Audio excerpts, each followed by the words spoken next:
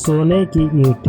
एक पारसा को सोने की ईंट कहीं से मिल गई। दुनिया की इस दौलत ने उसके नूर बातिन की दौलत छीन ली और वह सारी रात यही सोचता रहा कि अब मैं संगमरमर की एक आलीशान हवेली बनाऊंगा, बहुत से नौकर चाकर रखूंगा, उम्दा उम्दा खाने खाऊंगा और आला दर्जे की पोशाक सिलवाऊंगा।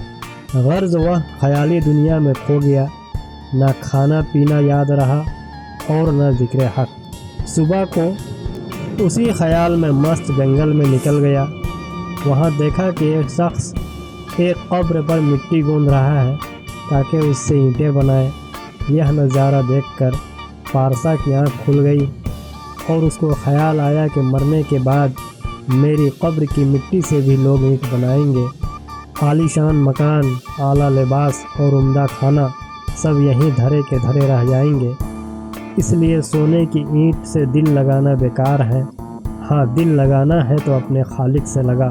ये सोचकर उसने सोने की ईंट कहीं फेंक दी और फिर पहले की तरह ज़ुहद व क़नाअत वाली ज़िंदगी बसर करने लगा।